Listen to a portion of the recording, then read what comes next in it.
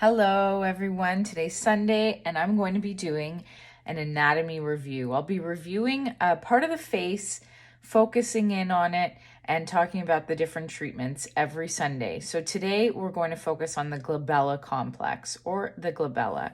What is that? It is a group of muscles that sits right here between your brows at the base of your forehead.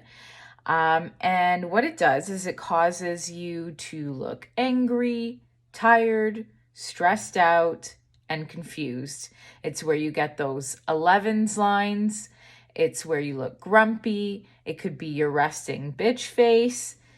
That's what it is. So how does it work? So the glabella is a group of muscles. You have the procerus that sits here. It's a thin muscle that goes in between and down. It connects into the nose as well.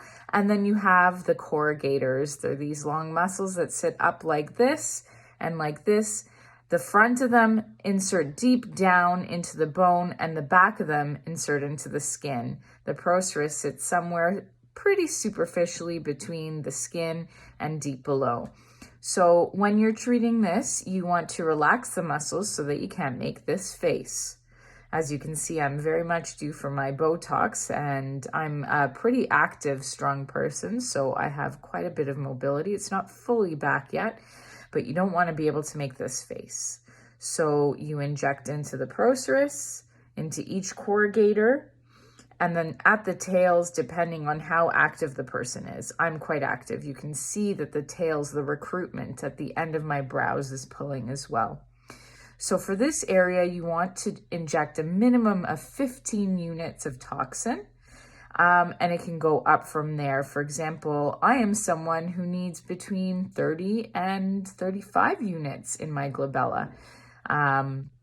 Just because I'm very strong and you can actually see and grab onto my muscles. They're bulky, so you have to know the person's anatomy. Some people are much weaker and you just kind of want to dose it lower.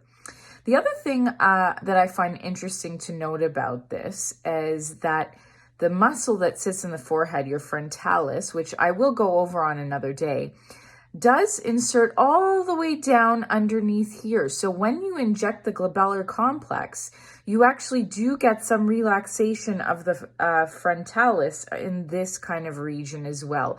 It kind of diffuses up into that area. So often you either don't need to treat the frontalis at all or make sure you're treating really up high so you don't end up with a brow drop. The other thing to know about the glabellar complex, the procerus and the corrugators, is that their only action is to pull in and down. They don't go up. That's a different set of muscles. That's your frontalis pulling up. The corrugators only pull in and down. Really not an expression that we need to have too strongly.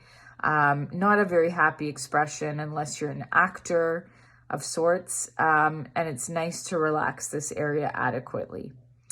So I really do like adequately treating this area because it opens the eye aperture, it gives you a more relaxed, softened appearance, and makes you look more awake.